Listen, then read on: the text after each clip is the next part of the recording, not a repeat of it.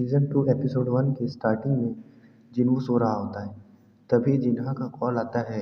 जिन्हा का कॉल उठाने पर जिन्हा बोलती है कि अभी तक तुम स्कूल क्यों नहीं आए, कहीं तुम भूल तो नहीं गए कि आज मीटिंग है।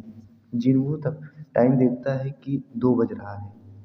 उसके बाद नेक्स्ट सीन में हमें स्कूल का सीन दिखाया गया है, जहाँ पर जिन्हा जिन्हों से पूछती है कि क्या तुम ही मेरे भाई हो, क्योंकि वह पहले से हाइट में बड़ा हो गया था और साथ ही स्ट्रांग भी। जिन्हों को देखकर स्कूल के सभी लोग बोल रहे थे कि ये कौन हैंडसम लड़का है। फिर जिन्हा की टीचर बताती है कि जिन्हा एक अच्छी लड़की है और दयालु भी। बाकी बच्चे उसे अपना रोल मॉडल मानते हैं, जिससे टीचर को उस पर प्राउड फील होता है। अगर ऐसे ही रहा तो उसे मेडिकल कॉलेज मिल जाएगा। तभी टीचर एक क्वेश्चन पूछती है कि अगर जिन्हा भी एक दिन अपनी पावर अवेकन कर ले तो क्या जिन्हों उसे हंटर बनने देगा।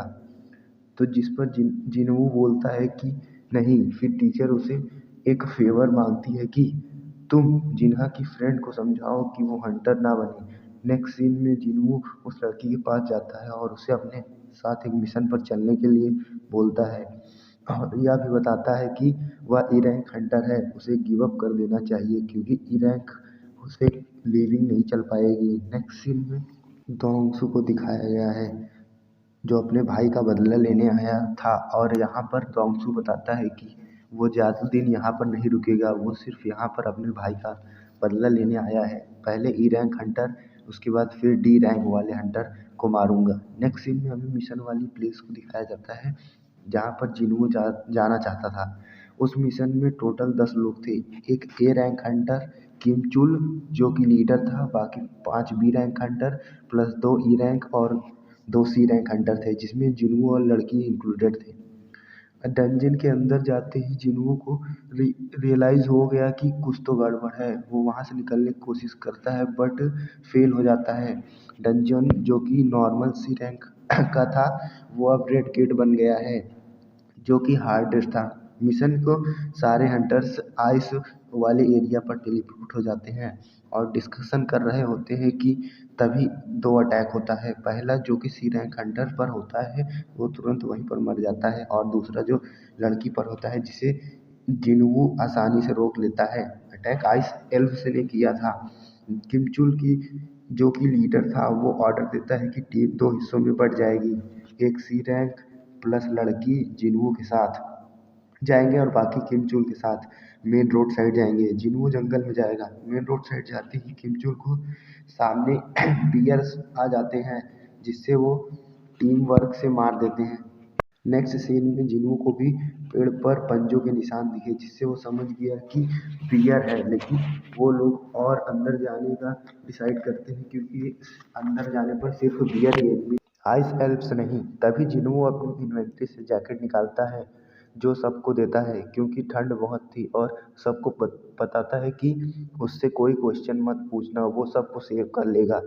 तभी एक बियर आ जाता है और सीन कट हो जाता है। नेक्स्ट सीन में डंजन के बाहर व्हाइट टाइगर गिल्ड के लीडर को दिखाया जाता है, जो परेशान था कि ए रैंक और कुछ बी रैंक हंटर्स ही जिंदा वापस आ पाएंगे।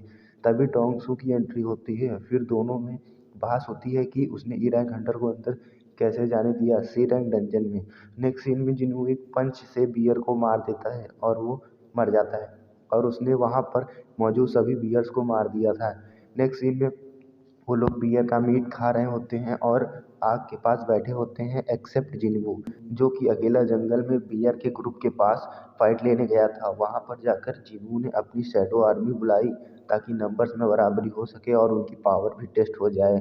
फाइट के लास्ट में इग्रिस आ इग्रिस और बियर लीडर बचते हैं। फिर उनके बीच फाइट होती है, जिसमें इग्रिस ने उसे 2 अटैक से हरा दिया, जिसे देखकर जिन्हों भी इम्प्रेस हो जाता है। नेक्स्ट सीन में किमचुल को दिखाया जाता है, जो कि बुरी तरह घायल था और उसकी टीम के लोग मर गए थे आइस एल्प्स के द्वारा। किमचुल वहाँ से भाग जाता है और ये एपिसोड यहीं पर ख़त्म हो जाता है। इस एपिसोड के स्टार्टिंग में जिन्हों को बियर्स की शैडो को कंट्रोल करते दिखाया गया है। फिर सीन कट करके डंजन के बाहर का दिखाया जाता है, जहाँ पर व्हाइट टाइगर गिल्ड के लीडर बताते हैं कि 3 घंटे हो गए हैं और अंदर 3 दिन हो गया होगा।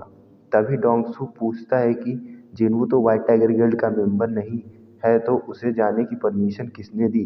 तब मिस्टर ह्यून ने कहा कि उसको परमिशन मैंने दी। ये सुनकर डॉक्सू ने ह्यून का गला पकड़ लिया। फिर गिल्ड मास्टर ने बीच में आकर रोक दिया, जिससे दोनों में बहस हो गई और दोनों ने अपने ऑरा को रिलीज किया और अटैक किया।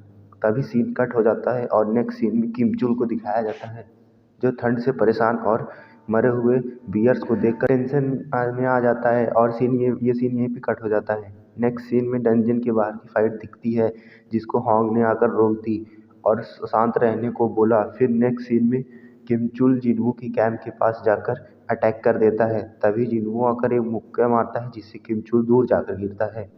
और ये भी पता चलता है कि आइस डेमंस और उनके बॉस किम चुल का पीछा कर रहे थे इनविजिबल होकर। यहाँ ये भी पता चलता है कि जिनवू इन सब डीमन की भाषा बोल और समझ सकता है और आइस डेमन भी उसके लेवल अप सिस्टम का हिस्सा है। डेमन लीडर बोलता है कि बाकी ह्यूमंस को मुझे दे दो, मैं तुम्हें छोड़ दूंगा और तुम लोग नंबर्स में भी कम हो। तभी जिनवू शैडो आर्मी समन करता है और फाइट स्टार्ट कर देता है। लास्ट में इग्रिस को समन करके किम चुल को मार देता है, जो कि जिनवू पर हमला करने वाला था। फिर किम चुल की शैडो को समन करके उसका नाम आयरन रखता है। आयरन और जिनवू मिलकर डेमन लॉर्ड से फाइट करते हैं और फिर उसे हरा देते हैं। फाइट खत्म होते ही डंजन का कलर नॉर्मल हो जाता है और गेट ओपन हो जाता है। फिर सब गेट से बाहर निकल जाते हैं। बाहर निकलते ही गिल्ड लीडर पूछता है कि किम चुल कहाँ है और तुम सब लोग रैंक हंटर्स कैसे सरवाइव कर गए? तो जिनवू बोलता है कि थैंक्स बोलो कि मैंने तुम्हारे 2 हंटर्स को बचाया है। फिर जिनवू उस लड़की को उसके घर छोड़ता है और घर चला जाता है। जाते हुए वो ये सोचता है कि डीमन लॉर्ड की शैडो को स्ट्राइक नहीं कर पाया, पर कोई ना, एक तलवार तो मिल गई। नेक्स्ट मॉर्निंग जिनहो आता है पिकअप करने जिनवो को, जिसके बाद वो लोग हान को पिकअप करते हैं और ये एपिसोड भी यहीं पर ख़त्म हो जाता है।